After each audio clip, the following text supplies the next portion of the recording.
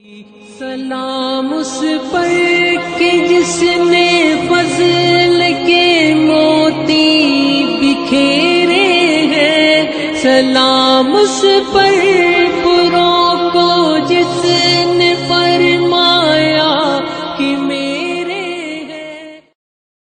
اللهم صل على محمد وعلى آل محمد كما صليت على إبراهيم وعلى آل إبراهيم إنك حميد مجيد اللهم بارك على محمد وعلى آل محمد كما باركت على إبراهيم وعلى آل إبراهيم إنك حميد مجيد۔ اعوذ باللہ من الشیطان الرجیم، بسم اللہ الرحمن الرحیم۔ مکی دور کے اگلے 4 سال انشاءاللہ تعالی آج ہم پڑھیں گے۔ پچھلی کلاس میں جو سوال نامہ دیا گیا تھا وہ بہت آسان تھا نا، آپ نے بہت آرام سے کر لیا، لیکن میں نے آپ کو چیلنج کیا تھا کہ میں آپ کو ایسا سوال دوں گی جس کو آپ حل نہ کر سکیں، اس لیے میں نے آپ کو جو سوال دیا تھا وہ یہ تھا کہ ان 6 چیزوں میں سے آپ نمبرنگ کیجئے کہ کون سا کام پہلے کرنا چاہیے اور کون سا بعد میں، اور آپ نے بہت سارے لوگوں نے مختلف نمبرنگ اس کی، لیکن اس کا جواب یہ تھا کہ یہ ساری چیزیں ساتھ ساتھ چلتی ہیں، ان میں سے کوئی کام بھی پہلے اور کوئی کام بھی بعد میں نہیں ہوگا۔ قرآن سے رہنمائی لی جائے گی تو عبادات بھی ہوں گی، حالات بھی پیش آئیں گے، دین کی طرف بھی بلایا جائے گا، اپنی تربیت بھی ہو رہی ہوگی اور اسلام بھی قائم ہو رہا ہوگا۔ اسی طرح جب عبادات ہوں گی تو تربیت بھی ہوگی اور پھر دوسروں کو بلایا بھی جائے گا، قرآن سے بھی رہنمائی لی جائے گی، حالات پیش آئیں گے تو تربیت اس طرح سے بھی ہوگی۔ عبادات سمجھ ہی اس وقت آئیں گی جب انسان صبر اور نماز سے مدد مانگے گا، قرآن اٹھائے گا، وہ بولے گا دوسروں کو دین کی طرف بلاؤ، دوسروں کو بلائیں گے تو پھر ضرورت ہوگی کہ نماز سے مدد لیں، حالات کا مقابلہ کریں گے تو صبر کرنا آئے گا۔ تو جتنی چیزیں میں نے آپ کے سامنے لکھی تھیں یہ ساری کی ساری باری باری نہیں ہوتی، یہ ساری کی ساری ایک ساتھ ہوتی ہیں۔ تو ایک سوال سے تو میں نے آپ کو مشکل میں مبتلا کر دیا۔ اب اس کے بعد آگے بڑھتے ہیں۔ جو گزشتہ سبق تھا ہم نے یہاں تک پڑھا تھا کہ دعوت عام کی ہدایت کر دی گئی تھی، مخالفت کا آغاز ہو چکا تھا، حضرت ابو طالب کے ذریعے بھی دباؤ دیا جا رہا تھا، دار ارقم پہلا مسلمانوں کا سینٹر بن چکا تھا اور مسلمانوں کے اوپر بہت ساری کیفیات گزر رہی تھی اور ہجرت حبشہ ہو گئی تھی۔ اب ہم یہاں سے آگے چلتے ہیں۔ مکی دور کے جو 4 سال آج ہم پڑھیں گے 6 سے لے کے 9 تک، اس میں ہم پہلے آپ صلی اللہ علیہ وسلم کی اولاد کا ذکر پڑھتے ہیں، اس کے بعد مکہ میں جو ظلم و ستم جاری تھے، اور اس کے بعد حضرت حمزہ اور عمر کا اسلام لانا اور شیب ابی طالب کا وہ واقعہ جس نے مسلمانوں کو ایک نئی آزمائش میں مبتلا کیا۔ اب آ جاتے ہیں ہمارے آج کے سبق کی طرف۔ نبی کریم صلی اللہ علیہ وسلم حضرت خدیجہ کے ساتھ زندگی گزار رہے تھے، آپ نے پڑھا۔ آپ صلی اللہ علیہ وسلم کی حضرت خدیجہ سے جو اولادیں تھیں اس میں حضرت قاسم، حضرت زینب، حضرت رقیہ، حضرت ام کلثوم، حضرت فاطمہ رضی اللہ تعالی عنہم، یہ 5 اولادیں تھیں، اور اس کے بعد حضرت ابراہیم جو حضرت ماریہ رضی اللہ تعالی عنہا سے تھے۔ ان 6 اولادوں کا ذکر ملتا ہے اور حدیث کی کچھ کتابوں میں ہمیں اس کے علاوہ بھی 2 صاحبزادوں کا ذکر مزید ملتا ہے، لیکن زیادہ اتفاق جو ہے وہ انہی ناموں کے اوپر ہے۔ ان میں جو آپ صلی اللہ علیہ وسلم کے بیٹے تھے حضرت قاسم، جن کی کنیت کے حساب سے نبی کریم صلی اللہ علیہ وسلم پسند فرماتے تھے کہ ان کو ابو القاسم کہا جائے، اور حضرت ابراہیم، ان دونوں کا انتقال ہو چکا تھا۔ جو صاحبزادیاں تھیں جب آپ صلی اللہ علیہ وسلم مبعوث ہوئے تھے تو یہ سب 11 سال سے کم عمر تھیں، بہت چھوٹے بچے تھے اس وقت، اور ان حوالوں سے جو عرب کا ایک کلچر تھا کہ بیٹوں کو بہت زیادہ امپورٹنس دی جاتی تھی کہ نسل کیسے چلے گی، نام لیوا کون ہوگا، تو ابو لہب کا مذاق بنانا بھی ہمیں ملتا ہے کہ وہ آپ صلی اللہ علیہ وسلم کو یہ طعنہ دیا کرتا تھا نعوذ باللہ کہ آپ کا نام لیوا کون ہوگا، کون لے کے چلے گا نسل کو۔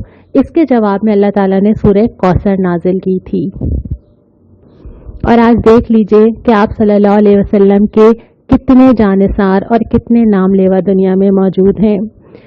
मक्का में जो सूरत हाल थी, कुछ लोग तो हबशा गए थे लेकिन जाहिर है बहुत थोड़े थे, लेकिन जो मक्का में सूरत हाल थी, इंतहाई तकलीफें, तेज धूप में रेत पे, अरब की रेत, उसमें लिटा दिया जाना, लोहे से दागना, रस्सी से पकड़ के घसीटना, पूरे शहर में मजाक बनाना। नबी करीम सल्लल्लाहु अलैहि वसल्लम के ऊपर भी आप नमाज पढ़े होते थे तो नजासत ला के डाल देना, गर्दन में चादर डाल के नाउजुबिल्लाह खींचना, शरीर लड़कों को पीछे लगा देना, आप जहां जाएं आपके पीछे आपका मजाक उड़ाते रहे, आपके ऊपर आवाजें कसते रहे। अबू लहाब जो आपके अपने चचा था, वो साथ साथ जाता और जहां जहां आप दावत देते साथ साथ कहता कि ये तो हमारे यहाँ का नाउजुबिल्लाह झूठा है, मजनून है, इसका तो दिमागी तवाज़ुन ठीक नहीं है, ये तो हमारे यहाँ का बागी है, और इस तरह की बहुत सारी बातें करना। ये सारी चीजें बहुत तकलीफ दे सूरत हाल पैदा कर रही थी। ये सवाल भी मैंने आपसे कहा था ना कि पूरा हफ्ता हम इस पर गौर करते हैं कि आखिर एलानिया दावत क्यों दी। खामोश रहते तो चीजें आसान थी ना, अपने घर में रखते। और मजहब या दीन तो बड़ा आसान होता है अगर आपके घर तक ही रहे, अगर आपने कहीं अनाउंस ही ना करना हो, किसी को चैलेंज ही ना करना हो। लेकिन इस्लाम का ये मिजाज नहीं है। पहली बात तो ये कि इस्लाम सिर्फ वो मजहब नहीं है कि कुछ रसूमात हों जिनको मैं अपने घर में अंजाम दे दूं। इस्लाम है दीन, और दीन जो होता है वो आपकी जिंदगी के हर शोबे को टच करता है। वो एक एक चीज बताता है, वो पूरा कोड ऑफ कंडक्ट, पूरी जिंदगी आपकी माशरत से शुरू होता है, आपकी हुकूमत से शुरू होता है। एक एक चीज जब आपने कुरान में पढ़ा होगा, कोई दायरा ऐसा नहीं है जिसको आप ये कह सकें कि ये मेरी जिंदगी का ऐसा हिस्सा है जो कि मेरी जाती पसंद नापसंद पे डिपेंड करता है। नहीं, इस्लाम जिंदगी के हर सर्कल पे बात करता है। इस वजह से इस्लाम का मिजाज ही नहीं है कि ये घर में रह सके, उसको तो अनाउंस होना है। इसकी वजह यह है कि उसने चैलेंज करना है हर उस निज़ाम को जो इस्लाम के मुताबिक नहीं है, इसलिए इसको अनाउंस किया जाएगा। दूसरी बात यह कि इसमें कुफर और बातिल और हक ने आमने सामने आना होता है, तब पता चलता है ना मोमिन भी कितना मोमिन है और मुनाफिक भी खुल के सामने आ जाता है। तो इस्लाम ने चूंकि इनफरादी दीन रहना ही नहीं था, उसने तो सिस्टम चेंज करना था, और सिस्टम चेंज करने के लिए जरूरी था कि जो भी सिस्टम्स उस वक्त चल रहे हैं जो अल्लाह की हिदायत के मुताबिक नहीं है, वो उनको चैलेंज करे। और इसी वजह से जैसे ही इतने लोग हो गए ना कि जैसे वो एक इज्तिमाइयत बन गई, इतनी तादाद हो गई कि ग्रुप ऑफ पीपल हो गया, पहला काम यह था कि बस अब अनाउंस कीजिए, चैलेंज कीजिए, निकलिए, बुलाइए, ऐलान कर दीजिए। उसके बाद फिर हम जिक्र करते हैं कि जो सूरत हाल मक्का में चल रही थी, इसके दरमियान कुछ बड़ी अच्छे से पॉजिटिव चीज़ें भी आ रही थी जो बहुत हौसला दे रही थी। उसमें से एक चीज़ ये थी कि हज़रत हमजा रज़ी अल्लाह ताला अन्हु आप सल्लल्लाहु अलैहि वसल्लम के ये भी चचा थे, और ये अपना बहुत सारी ऐसी सरगर्मियों में बहुत ताकतवर, बहुत शिकार का शौक, बहुत जीदार, इस तरह की पर्सनालिटी थी। तो अबू जहल जो बहुत तंग करता था, आप सल्लल्लाहु अलैहि वसल्लम का मजाक बनाना और आपको बातें सुनाना, वो इस तरह की हरकतें कर रहा था। तो एक कनीज ने देखा तो उसको बहुत बुरा लगा। हजरत हमजा शिकार खेल के कहीं से वापस आ रहे थे, उसने मुखातिब होकर उनसे कहा कि तुम्हारे फैमिली मेंबर के साथ ये हो रहा है, अब क्या ये हुआ करेगा? तो हजरत हमजा को बहुत बुरा लगा। उन्होंने कहा क्या ये तुमने खुद देखा है? उसने कहा कि हाँ, मैंने खुद देखा है कि मोहम्मद सल्लल्लाहु अलैहि वसल्लम के साथ ये सुलूक हो रहा था। हजरत हमजा को तो बहुत गुस्सा आया। आप आए, तलवार लेके निकले और आके आपने ऐलान किया सबसे पहले आके कि मैं लाता हूँ इस्लाम, अब मैं देखता हूँ कौन क्या करता है। हमें सीरत की किताबों में मिलता है कि इंटेंशनली शायद वो उस वक्त नहीं था, जोश में जब आए ना तो उन्होंने कहा चलो अब मैं इसके साथ हूँ, अब बताओ कौन तंग करता है। और फिर घर चले गए और फिर पूरी रात परेशान रहे कि मैंने कह तो दिया है लेकिन क्या सही कहा है। और फिर अगले दिन उन्होंने डिसीजन लिया कि नहीं, रास्ता तो ये ठीक है। उसके बाद फिर वो शऊरी तौर पे जो है वो इस्लाम लेकर आए। दूसरे हजरत उमर थे, इनकी भी पर्सनालिटी बहुत रोब वाली, बहुत ताकत, बहुत पावर वाली थी। और आप सल्लल्लाहु अलैहि वसल्लम ने दुआ भी की थी ना कि दो लोगों के लिए दुआ की थी, हजरत उमर के लिए और अबू जहल के लिए, कि इनमें से किसी एक को इस्लाम की दौलत अता कर दे और इनके जरिए इस्लाम की मदद फरमा, क्योंकि दोनों की एक पोजीशन थी वहाँ पर। हजरत उमर जो है वो बहुत ज़्यादा, ये वाक़यात भी मिलते हैं कि जो मुसलमानों को अजियत दी जा रही थी उसमें हजरत उमर ने भी अपनी कनीज़ के ऊपर बहुत गुस्सा और बहुत तशद्दुद किया था कि वो इस्लाम छोड़ दे। एक दिन सोचते हैं कि आखिर इस मसले की जड़ को ख़त्म करने देना चाहिए, नाउज़ुबिल्लाह, और मोहम्मद सल्लल्लाहु अलैहि वसल्लम को कत्ल कर देना चाहिए। तलवार लेकर निकले, रास्ते में एक सहाबी मिले। उन्होंने पूछा, कहाँ जा रहे हो? हज़रत उमर ने कहा कि मैं मोहम्मद सल्लल्लाहु अलैहि वसल्लम को कत्ल करने जा रहा हूँ, नाउज़ुबिल्लाह। उन्होंने कहा, अच्छा, पहले अपने घर की तो खबर लो, अपनी बहन बहनोई का मालूम है? हज़रत उमर को तो बहुत गुस्सा आया। गए अपनी बहन के पास, हज़रत फातिमा बिन खत्ताब के पास, और उनसे पूछा कि मैं क्या सुन रहा हूँ। पहले तो उन्होंने छुपाने की कोशिश की। जब इन्होंने बहुत गुस्सा किया तो वो कहने लगी कि भाई अब तो हम इस्लाम ला चुके हैं और इससे हम पीछे नहीं हटेंगे, जो करना है तुम कर लो। इससे हज़रत उमर सोच में पड़ गए कि ऐसी क्या बात है। उन्होंने कहा कि अच्छा ठीक है, जो तुम पढ़ रही हो ज़रा मुझे सुनाओ। उन्होंने सूरह हदीद या बाज़ रिवायात के मुताबिक सूरह ताहा की कुछ आयात सुनाई। दिल पे बहुत असर हुआ, खामोशी से निकले, दारे अरकम पहुंच गए। अच्छा, दारे अरकम में भी लोग हैरान हुए कि अल्लाह अब क्या होगा, ये उमर क्यों आए? पूछा गया, कौन? कहा, उमर। किस लिए आए हो? पहले तो लोग सोचते रहे दरवाज़ा ना खोलें। आप सल्लल्लाहु अलैहि वसल्लम ने फरमाया कि नहीं, आने दो, हम देख लेंगे किस लिए आया है। अंदर आए तो आपने पूछा, उमर क्यों आए हो? उनके मुंह से निकला, इस्लाम लाने के लिए। आप सोच सकते हैं कि उस वक्त मुसलमानों को कितनी खुशी हुई होगी इन हालात के अंदर। और उसके बाद हज़रत उमर इस्लाम लाते हैं और मुसलमान अल्लाहु अकबर का ऐसा नारा लगाते हैं कि मक्का की पहाड़ियाँ गूंज उठती हैं, बाहर निकलते हैं, अलल ऐलान नमाज अदा करते हैं। इन दोनों लोगों के 3-4 दिन के फ़र्क से ये दोनों ईमान लाए हैं और मुसलमानों को इतनी खुशी नसीब हुई है। उसके बाद हज़रत उमर ने कहा कि अब जो बात हक़ है मैं तो ज़ोर से कहूँगा, किसी से डरे बगैर कहूँगा, और बड़े डट के निकलते थे और डट के बात करते थे। इसीलिए आप सल्लल्लाहु अलैहि वसल्लम ने उनको फारूक का लक़ब दिया, यानी फ़र्क करने वाला, हक़ और बातिल को अलग अलग छांट देने वाला। एक तरफ तो सूरत हाल ये नज़र आ रही है ना कि मुसलमान ताकत पकड़ रहे हैं, और यही चीज़ अलार्मिंग थी कुफ़ारे मक्का के लिए, कुरैश के लिए। उनको ये लगा कि अगर अब इस मामले को रोकना है तो कुछ सीरियस कदम उठाना पड़ेगा। तो आपस में सर जोड़ के बैठे और जो हल निकाला वो ये था कि हमें इनका, यानी आप सल्लल्लाहु अलैहि वसल्लम और उनके साथ जो बनी हाशिम के लोग थे, हमें इनका बायकॉट कर देना चाहिए, सोशल भी और फाइनेंशियल भी। और उसके लिए उन्होंने ये तय किया कि तमाम कबाइल जितने कुरैश के अंदर हैं वो बनी हाशिम से कोई ताल्लुक़ नहीं रखेंगे, ख़रीदो फ़रोख्त नहीं करेंगे, खाने पीने का सामान नहीं जाने देंगे जब तक कि वो नाउज़ुबिल्लाह मोहम्मद सल्लल्लाहु अलैहि वसल्लम को कत्ल के लिए हमारे हवाले नहीं कर देते। बाकायदा ये लिख दिया गया और काबे के ऊपर लगा दिया गया। और फिर जो आप सल्लल्लाहु अलैहि वसल्लम और उनके सारे साथी थे, उन्होंने शेख अबी तालिब, जो कि एक पहाड़ का दुर्रा था, एक स्पेस बनी हुई थी पहाड़ के अंदर, सब लोग वहाँ पे मूव हो गए। और उसके बाद जो है वो इतने मुश्किल हालात देखे। और ऐसा थोड़ी था कि सारे ही बड़े बड़े लोग थे, उनकी फैमिलीज थी, उनकी बीवियां थी, उनके छोटे छोटे बच्चे थे। हमें ये भी मिलता है कि बच्चे रोते थे तो कुरैश खुश होते थे कि देखो अब इनको पता चल रहा है।